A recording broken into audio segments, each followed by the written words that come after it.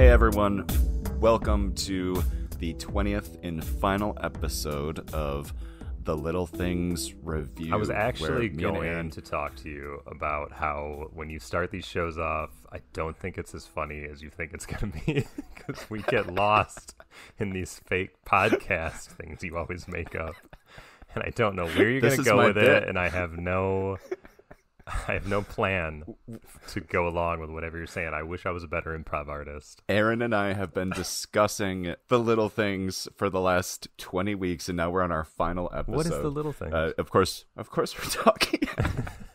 Of course, we're talking about the hit HBO Max film starring Denzel Washington, Rami Malek, and Jared Leto. You're saying we've done 20 podcasts on one movie? Is that what you're saying? Yeah, I'm really breaking down the themes of. There's 20 themes in that movie. I haven't even seen it. Have you? You obviously haven't seen it. I finally watched it last night. Is it something you're gonna watch? Probably not. Okay, so can I spoil it a little? Sure. Okay. I just don't see. So when am I going to watch that? I don't know. There's so many things to watch. There's so many things to watch. And there's barely many new things that interest me, but there's a lot of old things that I now am able to watch. So that's kind of what I do. If I hadn't watched that's before. Mostly me too. I've been trying to watch more new stuff, but no, this movie. I haven't paid good enough attention to Denzel Washington. He's a hell of an actor. I did back in the 90s when he was a big deal. But still, he's so great in this. Rami Malek is great in this, and Jared Leto is just fucking creepy Jared Leto, and I just got nothing. They're two cops, and they're trying to hunt a serial killer. It wants you to invest in solving this murder, and then it just ends with this nihilism of nothing really matters. The cops can be dirt. These cops are dirty, and it doesn't matter. And they stop the bad guy, and it doesn't matter. And it was just weird. So you left. It was just a weird fucking movie. Bad. And you just shut it off after the credits. And it probably had a sad song in the credits. Yeah, and so it's right. The first hour and 40 minutes, it asks you to invest in these detectives solving this crime, and you're rooting for them to solve it. And then in the last 20 minutes, they kind of just shrug it off. And so it was like the whole point of the movie was lost. Like the tonal shift really bothered me. Well, I guess it's just the little things that you have to like about it. Maybe that's what they're telling you. Well, okay. So the little things goes to a detective idea that Denzel Washington at one point was like, what was the victim's last meal? And he was like, roast beef. And he's like, it's the little things that matter. It's the little things that solve the case. And we see Jared Leto going into a restaurant where roast beef is advertised. It's like, oh, see, they're great cops and they're going to solve this. But then they just don't. And so it's not, the little things don't fucking matter. Yeah. They're just brutality matters. Brutality matters. Anyway, that wraps up. I hope you've enjoyed. All right, I'm done with that. All Fine.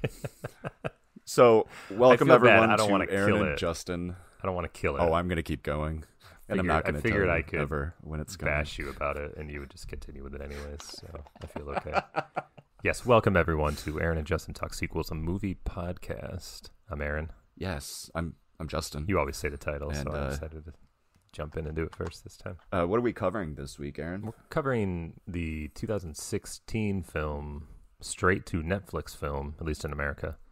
Crouching Tiger, Hidden Dragon, Sword of Destiny, the sequel to the movie Crouching Tiger, Hidden Dragon, the 2000 film that was an international success. Everybody loved it, did really well, did pretty good in the Academy Awards, made a ton of money, everybody loves it, and I don't know if a lot of people knew there was a sequel to it. I could see a lot of people missing this sequel. What's worth mentioning with it is it was only the third original Netflix film. Really?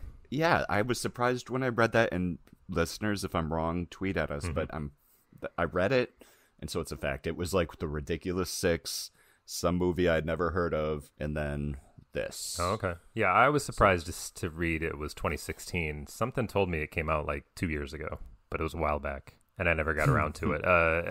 Yeah, everything about it just seemed a little... Crouching Tiger, Hidden Dragon had such a huge effect on me when I was a kid. It was like one of the movies that came out right when I was like, I want to be a filmmaker. So it was like one of those movies. And it's a perfect film, in my opinion. So why would you make a sequel to it? So it took me a little bit to come around to even realizing that there was anything good about making a sequel to that movie. And I certainly found a number of them. And the more I read into it, the more I realized, oh yeah, this is cool. I would have never watched this movie if we weren't doing it for the podcast. I know, but I figured it'd be nice to get a good foreign series in here. But it's a little bit of a cheat because they're both American productions in their own way. Crouching Tiger, Hidden Dragon was, I mean, an American production, but it was definitely a Chinese film. Just for the fact that it was spoken in Mandarin Chinese, that's a foreign film. But they wanted a partner, like America paid for it. Basically, U.S. studios paid for it. That was about the extent. I think China has its couple of really big film companies, like the China Film Co-Productions Corporation, I think is huge. And we are into our recap of Crouching Tiger, Hidden Dragon, starring Chow Yun-fat, and covering a foreign film. Oh, this is going to be rough. I apologize in advance. Yeah. Yep, all the names are going to suck, and we're very sorry. Michelle Yeoh. Directed by Ang Lee. But yeah, the important one there, Chow Yun-fat, Michelle Yeoh. And Zhang Ziyi. Those are pretty much the three important ones. I really hated Zhang Ziyi. What is her character's name so that I don't keep Jen? We got Li Mubai, who's Chow Yun-fat, Shu Lin, who is Michelle Yeoh, and Jen. Probably the easiest, like Jennifer, like Jen is Zhang Ziyi. Jen's very prominent, and just the whole time I was like, you are just a whiny little baby, and you are screwing up everyone's life because you're a whiny baby that's hanging out with a thief. I can see that, but she's young, and she wants to be way more important than her place in life, and she wants to be the best. She wants to be free. Yeah. She wants her freedom from all these rules and responsibilities. When was the first time you saw this movie? Definitely right in 2000. It was such a hit. Yeah. And I'm sure we watched it together. Possibly. I can't remember who I saw movies in theaters Sometimes with, I can, yeah. I know I saw it in theaters, but I don't remember when or how that came about. But yeah, I always loved it. What scene, because I had not watched it for the last 20 years. Yeah. What scene had always stuck out in your memory that you were looking forward to when you watched it again? I always liked the shot where there's certain things. I liked the shot where Li Mubai is fighting Jen when she's still the masked character, and that they're like in that park, and the Jade Fox is fighting the cop or the police detective, and his daughter's there, and they're all, you know what I mean? Like they're all in that area, and he like uses the Green Destiny, the sword, and he like flips up her mask a little bit. I always thought that was cool as hell. And I saw it again, and it wasn't as prominent as I remember. Like you kind of blink and miss it, but I still thought that was a cool shot. And then when they're on the bamboo trees, of course, but pretty much everything that had to do with the wire fu, as they call it, that was the term that they used, was just amazing to me. I had never seen a movie like that because I really didn't know anything about kung fu movies at that time, aside from like hearing Quentin Tarantino talk about them all the time, that I didn't know anything beyond Kill Bill, really, which was probably after this. But anyway, but The Matrix kind of took a lot from those kind of movies as well. So I think it was The Matrix where the fight scenes were incredible in that. And then I saw this movie like the year after, and I'm just like, holy shit.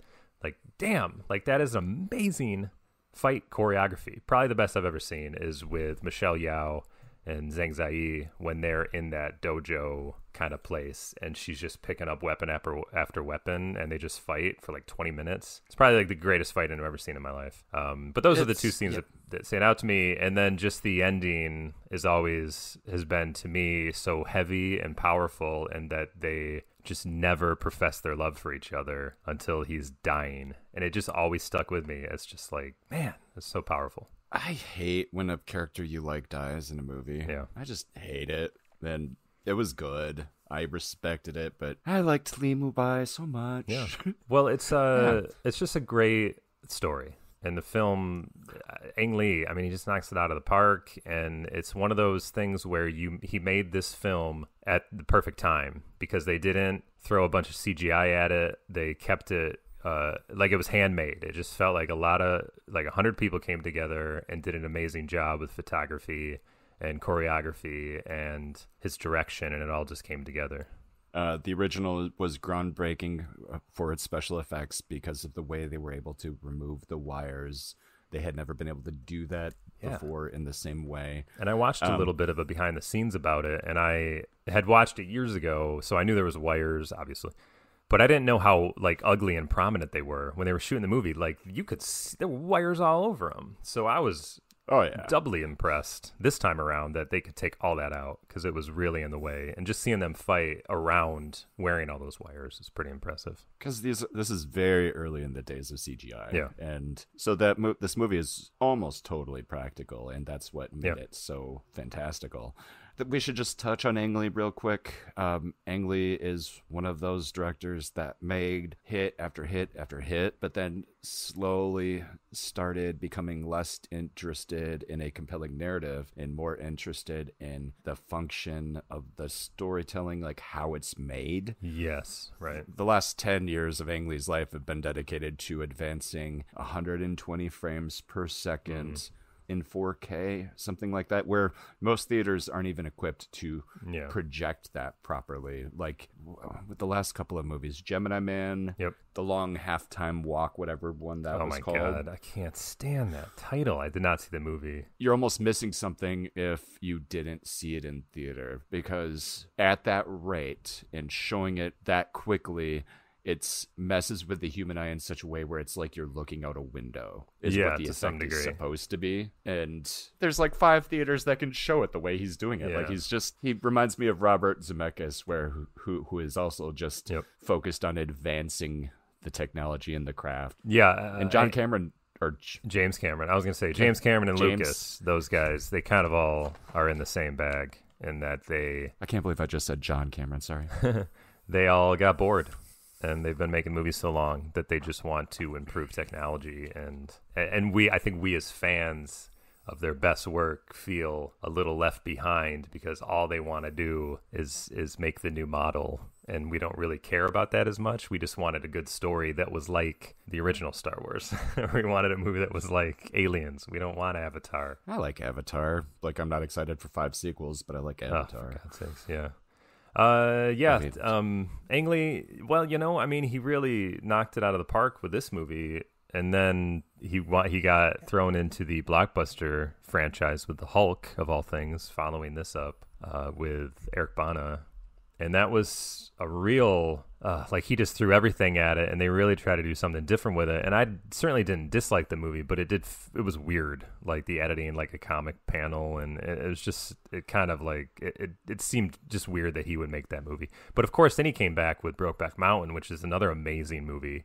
So I feel like he made Crouch, Tiger, Hidden Dragon, one of the greatest classics. Brokeback Mountain could be up there as well. That's another very powerful movie. But after that, he's just kind of been doing his thing. He made Life of Pi, which was pretty good, I thought. But again, all about the technology. Hit. And then Gemini Man, pretty simple, forgettable film, except Will Smith's in it, which is a plus.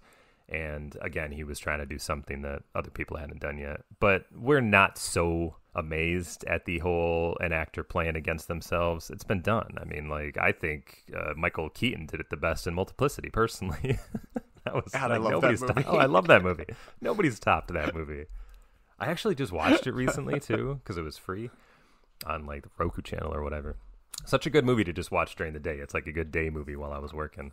But the funny thing was, when I first watched that movie, like, Andie MacDowell to me was always like a mom.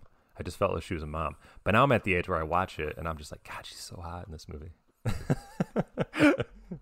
I just thought that was a funny thing. It's weird how movies change when you get older. And probably the same thing about Michelle Yeoh. Like, I had a huge crush on Zhang Ziyi from this movie because we were around that age. I was probably more closer to her age. And then Michelle Yeoh felt like the older woman. But now that I watch it again, I'm just like, oh, like, she's the attractive one to me now. Like, the Zhang Ziyi just seems too young, and it's a little weird. Like, I want to touch on how little I know about Asian cinema. Yeah.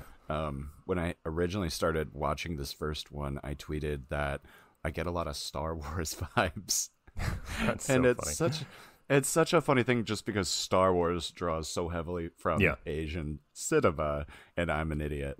So I just want to make clear, if this becomes huge and popular, people are going to see that tweet. No, I mean, it's fine. It happens. It's like, you get the vibe from what you know. So I get that. Yeah. I just know that years after seeing Star Wars, that it was his inspirations were like Kurosawa, the Japanese filmmaker. So yeah, like if I knew more about him, then I would say, oh, I see the connections. So we're actually I need to see more Kurosawa. Yeah, we're actually seeing Crouch, Tiger, Hidden Dragon. We're seeing a book that was written like in the 1930s, I think. And it was part 4 of a 5-part pentalogy. So this is the 4th book, that's a and weird then word. the sequel is the 5th book. So I don't even know about the first 2 or the first 3, but these are also based on traditional stories from like the 1600s on up. So yeah, I mean it's old history. This may be an original story that many American movies have stolen from, for all we know. We only got about 6 minutes left. Let's do it. Should We we should probably summarize talk the about plot Yeah, here? let's talk about the movie. It's fairly easy. I mean, it gets a little complicated, but I think it's fairly straightforward when you break it down. We have plot A and plot B. Chow Yun-fat is a fabled warrior. And that's what I like the most about this movie and the sequel, is this idea that there are honorable warriors that travel doing good where they can, and they kind of just live kind of like mercenaries. We see them taking payment from time to time. Chow Yun-fat wants to hang up and just live a happy life, and they can't admit it, but he's totally in love with Shulin.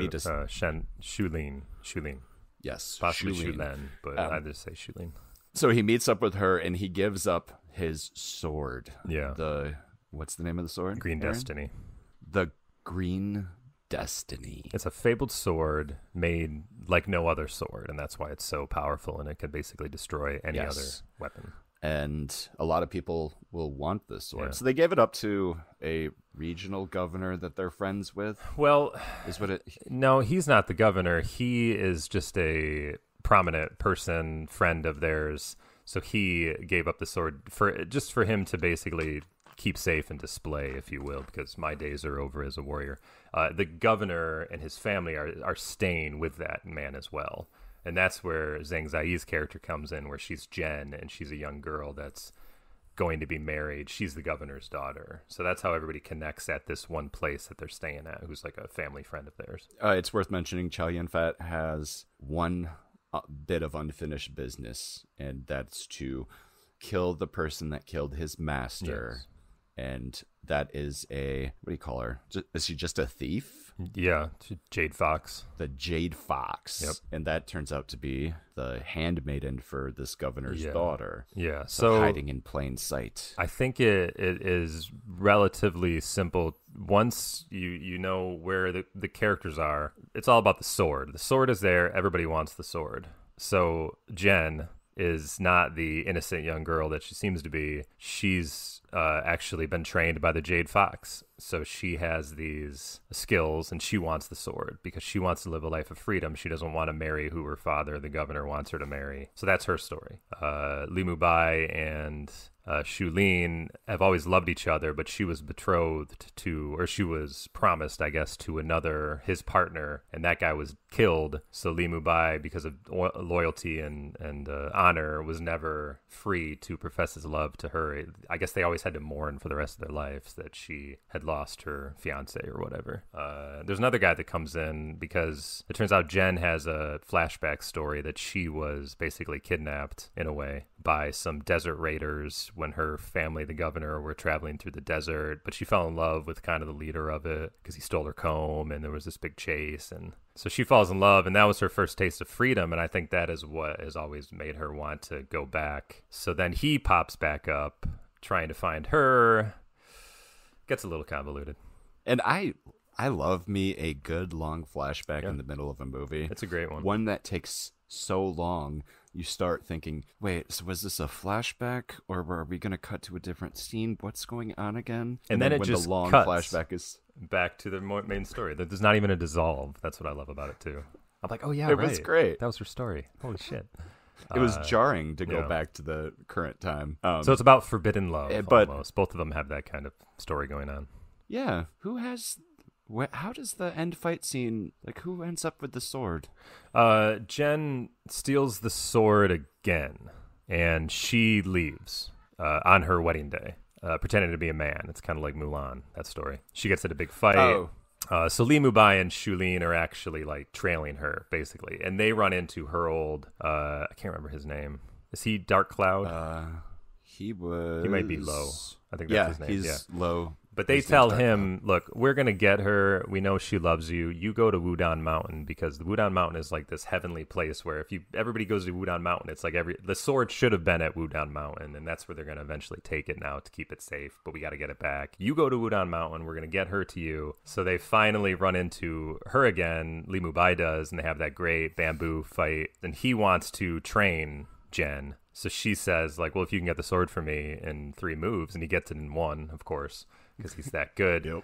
And then he just throws the sword away because he knows that if that's all that's important to her, then she has a long way to be the master she wants to be. So then she chases the sword into the water. That's where Jade Fox comes back in, takes her away, and then ends up drugging her and brings her to this cavern, like drugging her to keep her submissive, I guess, because Jade Fox has been angry that she realizes that she was Jen's master, but Jen has surpassed her. And Jade Fox is just this aging warrior, and she knows that will never be as good as Jen. So I think she's like kind of also taking some sort of revenge against Jen as well for being better than her. But I took it as like this is a way that she can kill Li Mubai. I don't know. I can't remember why it all comes together exactly at the end. The way I interpreted it was that they get this book that teaches them how to fight well. Yeah. And Jen knows how to read and Jade Fox doesn't. Basically, so Jen is only reading bits and pieces to her while she's training everything. Yeah. So Jen's being kind of a deceitful this whole time to her master. Master catches on. She hates her. She gets into a fight with Li Mubai. Yep. And she gets she darts him in the neck. Yeah, poison. And then Chow Yun Fat immediately like swords her.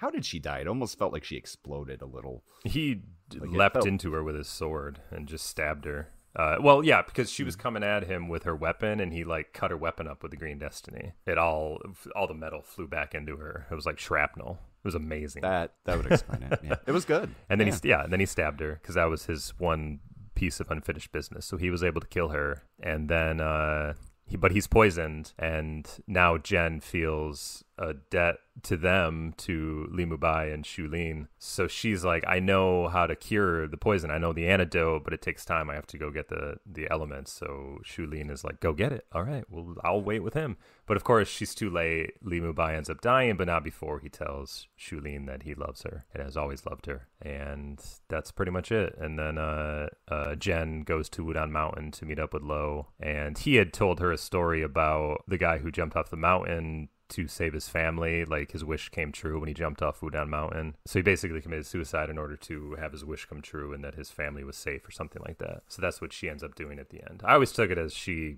killed herself. I mean, they leave it ambiguous because these people know how to fly, basically.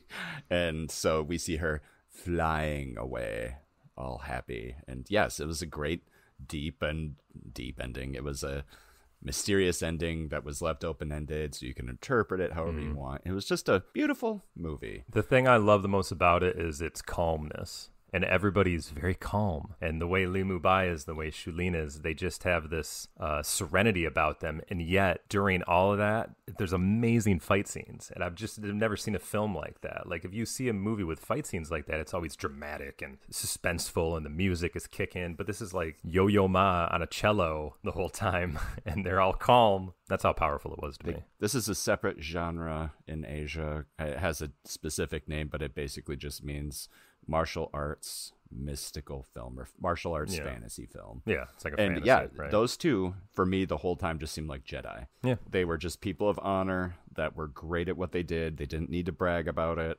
and they just did their duty. I loved it. Like, you are gonna get eviscerated for a tweet that says, really thinking this is a Star Wars vibe.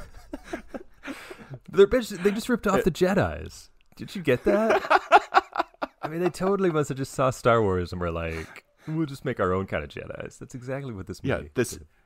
This is a shot-for-shot bastardization of those movies and everything that they were trying to do. They were just stealing everything George Lucas did. Here's my answer to that. I've said you don't know until you know. That's just how it is. You don't know these things until you just know them. And I don't know how you learn. Somebody tells it you, somebody yells at you, but that's how you figure things out. And when you're doing a podcast, it's almost like you get to show people where you're at in your knowledge when you're talking about a specific subject. And over time, you get to see us mature into adult film. So listeners should be happy and proud of us for continuing our education, not listening to us and going, what a bunch of assholes. I think the difference is if we approached it as, I know this for a fact, everyone else is wrong. Oh my God, yeah. Then that would be something. But we're approaching it just with enthusiasm for a specific medium. Yeah. And we could totally be wrong about a hot take we make. I've always been a cop-out guy in that I always preface most things I say with, I could be wrong, but, or I believe, I think, I've heard. That's how I usually say things. I used to work with this guy who was like a boss, and he just knew. He just knew everything. But I don't know if he did. I couldn't prove him wrong. But it was just like, nope, that's the way it is. And I always just thought that's a difficult way to be in life because you can be wrong a lot. So I might as well say, I believe this to be true. I could be wrong, but, and then you say what you want. I just think that's safe. But maybe that's just a cop-out, and maybe that's just coward behavior, but that's how I do it. I think we're adult enough to own when we're wrong, and we will own it when it's pointed out to us. But yeah, on to the sequel. Yes. Crouching Tiger, Hidden Dragon, Sword of Destiny. Now, my first thought was, why would they make a sequel to that movie? And it goes direct to TV, because this was back in the days where that wasn't as cool when you would just make a movie for TV. Now it's more accepted, of course. But then I learned it was directed by Yuen Wu-ping, I believe is how you say his name. But he was the fight choreographer on the first. Because the first thing that bothered me about it is that Ang Lee had nothing to do with it, which I was just like, well, that's shitty. But I was like, okay, well, he was the fight choreographer, so that's pretty good. And then they brought Michelle Yeoh back, but they did not bring anybody else back, and I thought that was the good move. They wanted to continue her story, and that made me feel like, okay, I can go with that. She can have a story after Crouching Tiger, Hidden Dragon. That shouldn't bastardize it. My first thought is that is a terrible title, and these books have such fantastic titles. They should have stayed with the original title of the book, Iron Knight, Silver Vase. That's just, it's fun.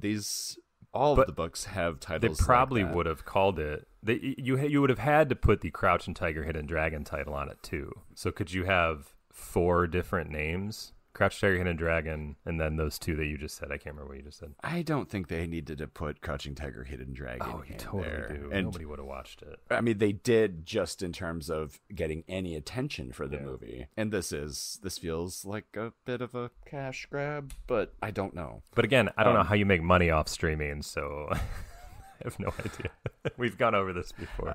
I know, it's how so is it a weird cash to measure drag? Something in users. How is it a cash grab if you just make this movie and then it disappears, and the only reason somebody finds it is because they're doing a podcast where they need to talk about it, so I have to search Sword, and this popped up. Because I don't see it. It never is shown to me. Netflix probably saw a massive spike when the 2 of us watched it. Exactly, They're like, the 2 of us. So I'm sorry if this ends up in anybody's. And anyway, it's not a bad film. That's what I came away. It's not a bad film. No, I like it. It has issues, but I enjoyed the hell out of watching this movie. Right. But is it any better than any other like Netflix movie? Like when I throw on a Netflix original horror movie, it's like, oh, that was fine. Mm-hmm.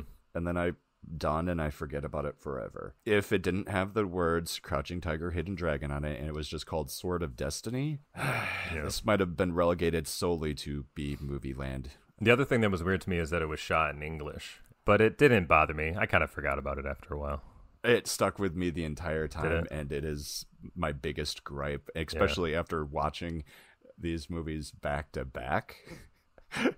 It is jarring to go from having to read the subtitles for the original almost makes it a little more whimsical, like throwing you out of your element. And then immediately you have that whimsy replaced by the same actor just speaking English this time. But, see, I just watched Crouch Tiger, Hidden Dragon a couple days ago for this podcast. But I think I watched it maybe last year sometime. So I've watched it every couple of years. I've seen it. But this time I watched it, it was dubbed. So it actually wasn't thrown for me because I just watched the dub version, which is pretty accurate. Like, it wasn't weird to watch it dubbed. Wow, I've never watched the dub version. Yeah, it's a form of Chinese which wasn't that popular anymore, I guess. Like, mainland Chinese doesn't really speak this kind of language that they used in Crouching Tiger, Hidden Dragon. It's just that Ang Lee wanted to do that version of Chinese because it was more ancient, I guess. So I think the dub fit the way the actors spoke this Chinese. So it really didn't throw me off too much. I felt a little bad, like, we should do the subtitle version. That's the way it's supposed to be. But I was like, I just watched the subtitle version last year. Let's do it. A weird comment on dubbing, that something I never realized before because, again, don't know a lot about Asian cinema. I always noticed the laughter in dubbed movies, and I always felt like that laughter was dubbed in. Like canned laughter, yeah. Yeah, but then we watched the sequel, and then they laughed, and oh my God, they laughed so much in this movie. Yes. It was not good. That was the funniest part of the movie, is the laughing. That just kept going on. It was weird. Yeah. For a very American production, I was very surprised at that. It almost felt like they were adding it as a cliche that they wanted to draw on. Is that? Oh yeah, like because that is like a thing they make fun of when they make fun of dubs, is the laughing often. Yeah, I don't know. Yeah, so I feel like this was really, really made for American audiences. So on quick aside, I have a movie that I made that was been dubbed in Portuguese, and I found it on YouTube. And the Portuguese is, I don't know if it's correct at all, but it was amazing to watch something I wrote that somebody took in Brazil and did their own version in Portuguese, and they got actors to do it. And they, again, I don't know if it's accurate at all, but the passion that these voice actors put behind it was amazing. It was like you were just watching my film, and I'm like, oh, these actors may be even better than the original actors. I don't know. Like their way their commitment is to it. It was incredible. So anyways, I stole that from YouTube, did my own download of it, so I'm holding on to it. Well, you need to tell the audience what the name of this movie is so they can find this Portuguese well, I don't know if you can find it anymore the way... See, I made the film. It was called Fear the Crooked Corpse, and it's based on Edgar Allan Poe's The Telltale Heart. And then a friend of mine who's a producer was able to get it, and it was very low budget. I made it all myself with some good actors. My friend Sam, who's a producer, he really thought like I could get it distributed by some company. So we found a company in Florida, and he made the whole deal happen. And so it was on Amazon Prime for a while, like a couple of years ago, and it was put on DVD and Blu-ray in Brazil and Germany, and that was it. Those are the only two places. So there's a German version of it as well, but I've never heard it. But anyway, so they wanted to change the name because they were like, well, it's based on Edgar Allan Poe, but this is kind of like the Crouching Tiger, Hidden Dragon thing. They're like, you don't say Telltale Heart anywhere in the title. We need to put Telltale Heart in the title. And I was like, yeah, all right, I get that. So then they changed it to Animus: The Telltale Heart. And I was like, what the fuck does animus mean? I'm like, it sounds like anus. And they're like, no, animus, it means revenge, because that's kind of what the story is about. And I said, okay, all right. So I typed in animus, and there's a movie called Animus that's already on Amazon Prime, and mine doesn't pop up unless you put in like the whole title, but I don't think it's on there anymore. I think there was a deal for like 5 years, and that ended maybe last year or so. But if you eBay it, you can still find a German DVD. And the most amazing thing, this is such a long personal, like we got to keep it in double. Buy my movie. I know. Anyway, last thing I'll say about it is that the German DVD or the German Blu-ray box for it that I've only seen online, I never bought it, says, and it is not starring these people at all, but it says Ron Howard, Katherine Hellman, and Van Johnson, I think. And what? Van Johnson was an actor from like the Magnificent Seven, I think, or he was in one of those westerns, popular westerns from like the 60s. And Ron Howard, I was like, Ron Howard and Katherine Hellman, she was in Terry Gilliam's films, and she was in Who's the Boss? I'm like, these people are not in the movie. And they just told me that, like, we don't have any control over what Germany is going to do. And for whatever reason, they just put those names on the box title. So if you go and buy that movie and you think you're going to see Ron fucking Howard, of all people, in a movie I made, it's not true. Anyway, I think I get the rights to the movie back. I own the movie, but I think I get the distribution rights back or whatever, like next year sometime. So I'm just going to call it Fear the Crooked Corpse again because I love that title. And I'll probably just put it on YouTube. So maybe you can check it out next year sometime. I just learned in the last couple months, there's and we might have talked about it. There's a way to self-publish your stuff to Prime Video as well. Oh yeah. And so there would be no advertising or fanfare, but you can get your thing on there under your own control. Yeah, I don't see why not. I'm working on one now, and we'll see what happens with that. I mean, this could be something I could also get distributed, but I also didn't like that they wanted to change the name. I just kind of want to do it my way, and if they don't like it, then piss off. I think that's a good attitude. So anyway, Sword of Destiny, taking place 18 years after the original. We have our star heroine, Michelle Yeoh, Shulin, returning, and it's a dark time in the galaxy. Rival factions are warring over control of the country, and one warlord is making the most progress. Hades wants the Sword of Destiny. The Green Destiny, which is the Sword of Destiny, yeah. He wants the sword because it's the most powerful sword in the land, and it will cement him as the ruler of all. Does he want this, or does the witch, voodoo priestess, whatever she is, enchantress, does she tell him that he needs this to rule? I think she comes to him and tells him that she needs to rule. So the one thing that confused me is that we see Michelle Yeoh's character, Shulin, who in Crouch Tiger, Hidden Dragon, she takes the sword to that friend. Well, he died. So she's going there to pay her respects, because now the son's kind of in charge of the property. So that's why she's going there, and then she gets attacked by this Hades dies group. But I don't know why he's attacking her. Did they think she had the sword? But it wasn't until after that scene where the witch character comes to Hades and says, you need this sword in order to rule. If you don't have the sword, you'll never be the ruler. I think that they're just supposed to be bandits attacking everything they can find. Right, and they didn't realize who they were messing with. Yeah. And what is... Wei Fang is the kid that we meet. He's one of the bandits. Wei Fang. Yep. And so he's the first person to try to steal the sword from the place that it was left at the beginning of at the end of the last movie. Because he works with Hades, and the witch says that you should send the boy. You should send Wang Fang. So that's how he gets in there. And so it kind of unfolds a little similar to Crouch Tiger, Hidden Dragon, in that there's a young character that tries to steal the sword, and then there's a fight. And we just have Shu Lin being her awesome self. Oh, the other thing is that when her caravan gets attacked, there is a masked helper that comes who wears a hat and helps defeat the characters along with Shulin. Oh, yeah. And then he disappears in the night. So that's a mysterious character. We don't know who that is yet. Let's jump to the beginning real quick, because there's one scene at the beginning that I completely forgot about because it's not really touched on again. Yeah. Where a woman shows up at Hades Dai's house and is like, I want to work with you. But then she tries to kill him. And that was Snowface. And then she's the girl that also shows up.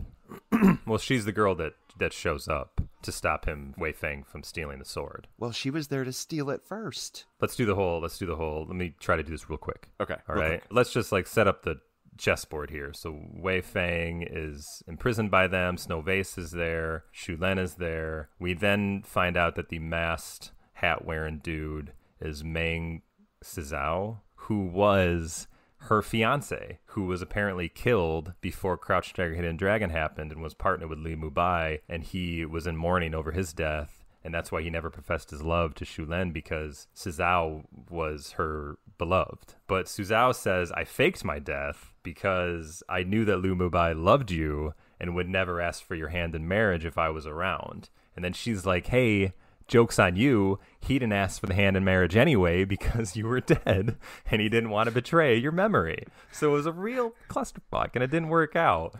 And that to me could be considered some sort of retcon, and not retcon, but you know what I mean? It's like this is the biggest issue with this movie to me, is that it took something that mattered in the first movie and it just kind of destroyed the meaning behind it in this one. And I don't think you should do that with a sequel. Twice. Yes. Okay. We'll get to the other one. But to jump real quick, Silent Wolf shows up because Shulin puts out an advertisement. That's Silent Wolf. Yes, that she needs somebody to help guard the sword. Yep, and he picks up that advertisement and he brings it to a bar, and a whole bunch of awesome guys who are like them, true warriors, answer the call. So to me, this is where the movie becomes most likely more of a kung fu film in that there's a group of warriors. And that is something Crouching Tiger, Hidden Dragon did not have. You didn't have a group of warriors banding together for a cause. So that's where this movie, it becomes more of a straightforward, like, oh, there's a gang of warriors and we're going to stop the bad guy kind of movie. So anyways, so they go to where this sword of destiny is, the green destiny is. And that's how everybody comes together. Shulin learns that her fiance is still alive. And Hades is going to come back with his people, or Hades is going to send his people to try to steal the sword again. So we're all just kind of placed to fight. So what you find out is that Snow Vase, who wanted to steal the sword, and she's the girl that showed up at Hades' Die's place to want to join him but then try to kill him. It turns out that her story, her flashback, is that she was raised by a woman who wasn't really her mother, because another woman who was a real mother switched this woman's baby, who was a boy, with her because she wanted the baby. He has this birthmark on him to take to Hades' Die because she thought that he would like to have a son, not a daughter, and it would put her in his good graces. So that's what she did. So this woman that just had her baby switched out was like, hey, I want my son back. But then she felt compassion for this little girl, so she raised her as her own anyways, but always told her the story of my son's out there somewhere, and she would constantly leave to try to find him. And she approached Hades' Die, her mother did, and was basically mortally wounded by him trying to get her son back. So then she goes back to Snow Vase, says, this is what the birthmark looks like. Please find my son, your sort of brother. And that's where Snow Vase is that Snow Vase realizes that Hades' Die killed her mother, or her, who the woman who raised her. So that's why she was trying to go to Hades' Die at the beginning, pretending to join him only to try to kill him. But it didn't work, obviously. So she realized she needed the Green Destiny in order to kill him. And that's why then she showed up to try to steal the sword at the same time Wei Fang was trying to steal the sword. There you go. Does that make any sense? That makes yeah. I think you right. Guys, just go watch the movie. That might be too complicated. Yeah. But so here's where they tried to bastardize the original again. Yeah, go ahead.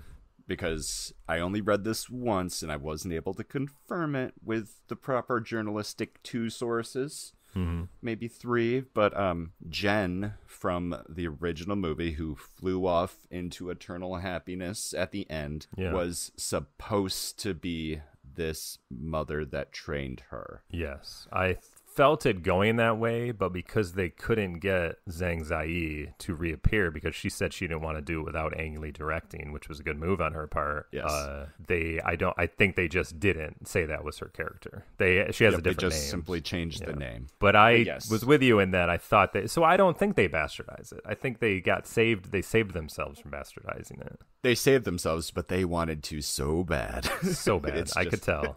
I was with you on that because I was like, yeah, that's probably going to be her. But I'm like, I know they didn't get the original actress, so I hope they don't make that her. So to wrap up this movie real quick, basically they all team up to stop Hades' Die, ending in we haven't said it yet, and I'm really upset with us.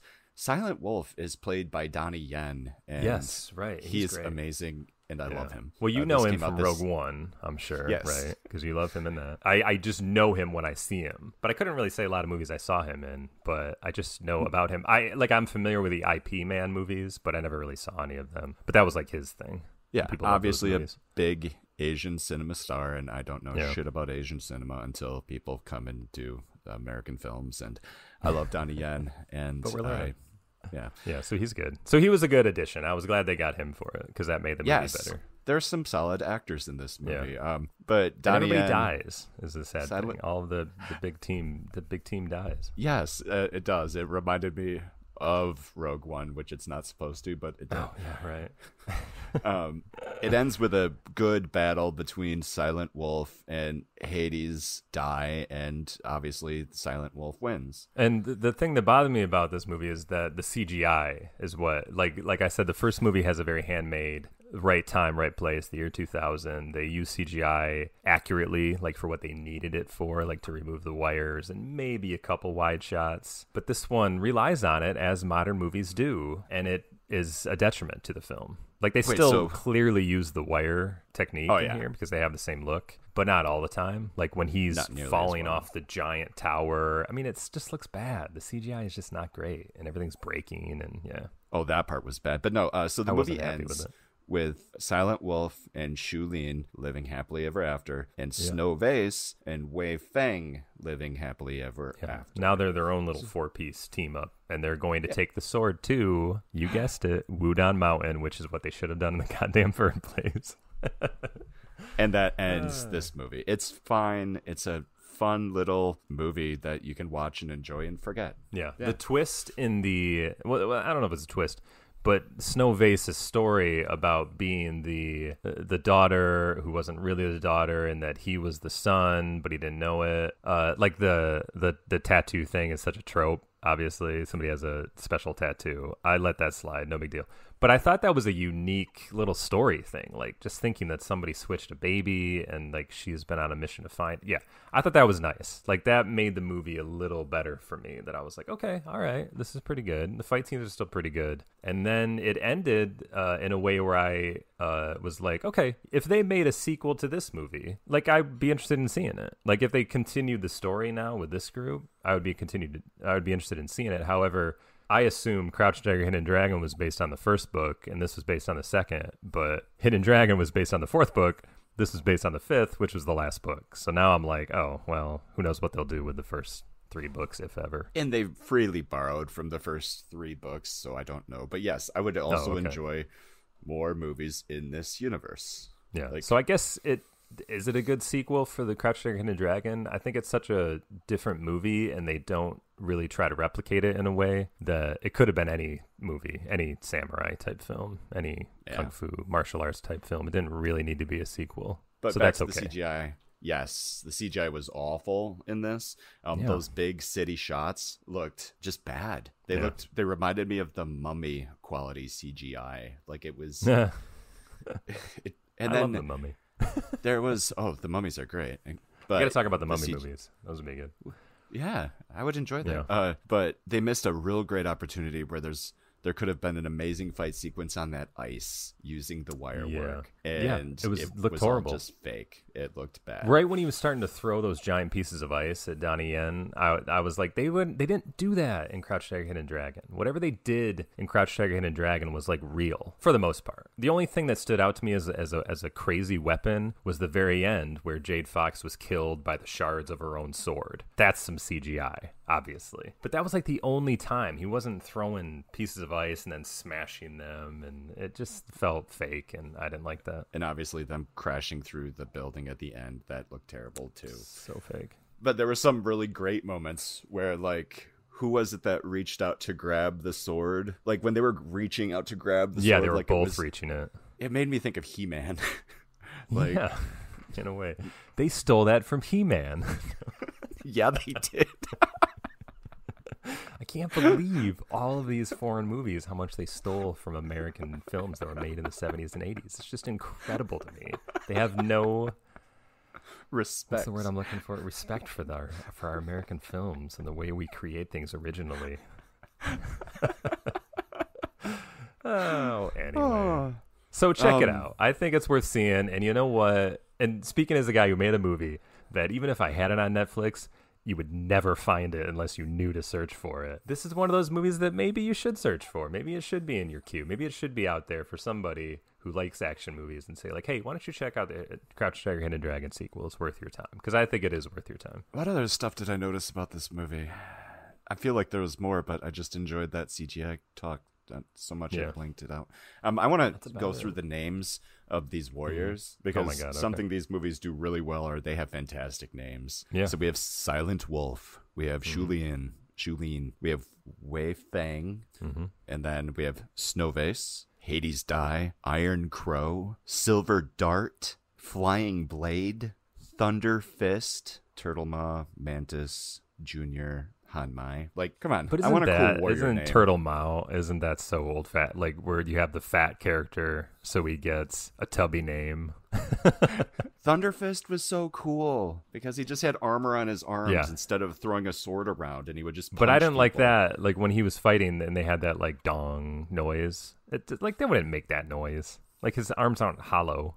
It's true. Just bothered me. Yeah. They wouldn't have done that. Ang Lee would have not let that happen, and that's what bothered me. But I mean, the biggest Donnie Yen was in the Mulan film, the new Disney version. Yeah, that's where I saw him.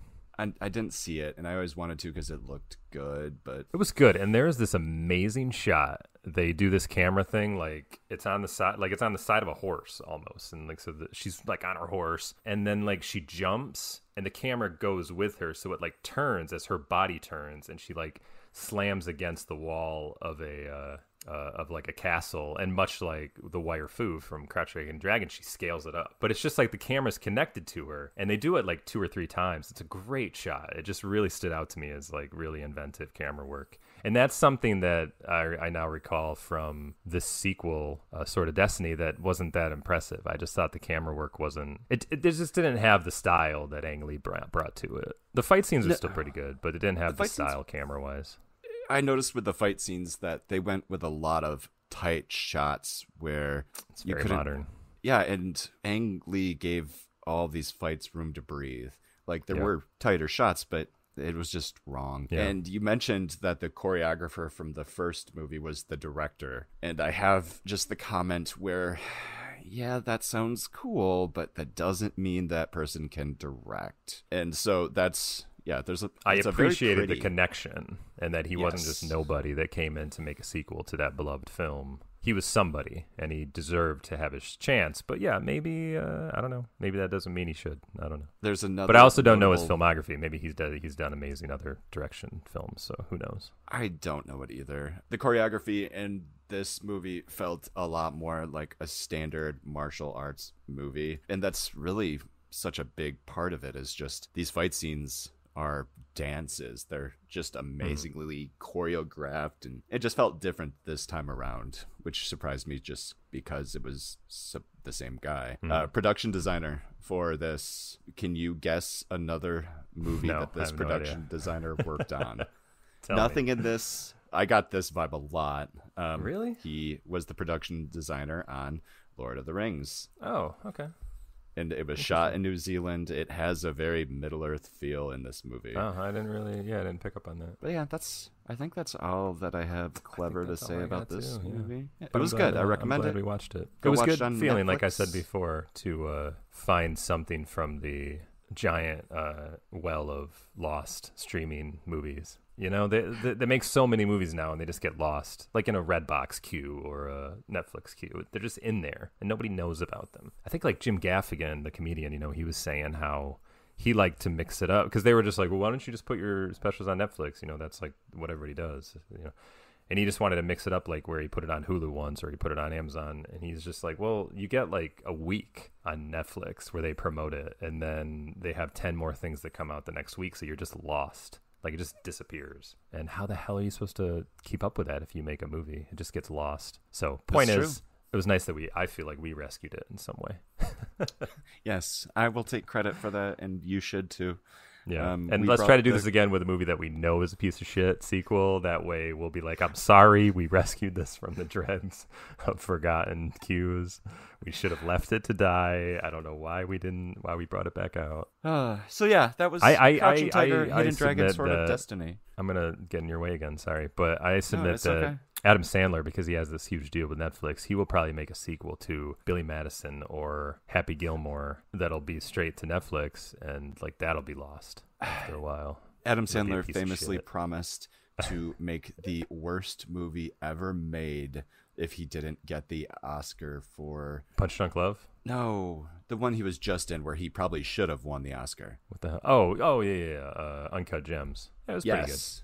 Where is that? However, I just watched Bad Lieutenant, Harvey Keitel, the original Bad Lieutenant, because we could do that too, because Werner Herzog did the sequel, Bad Lieutenant, Port of Call, New Orleans, with Nicolas Cage. Did you ever see that? No. It's one of my favorite movies.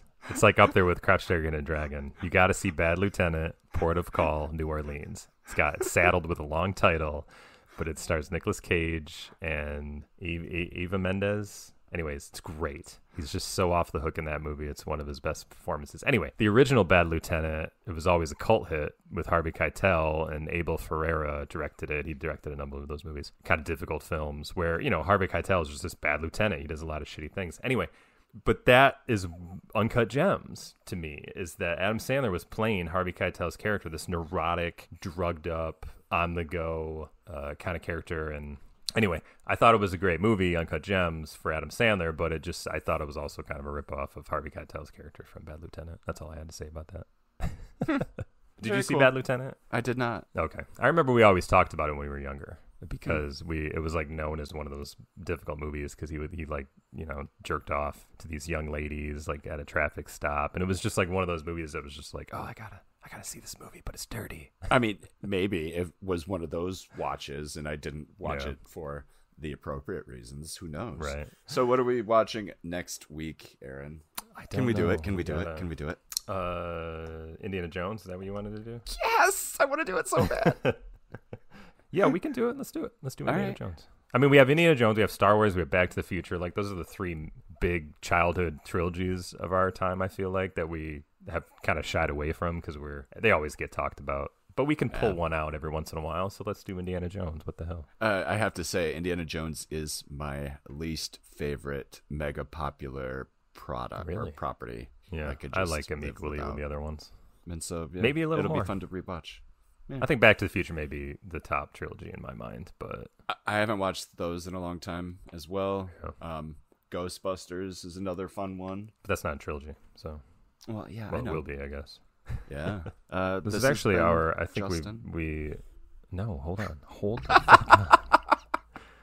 I think we were talking about this before we started recording, maybe. But yeah, this is our, I think, 1 year anniversary of when we started recording. Not when we released the shows.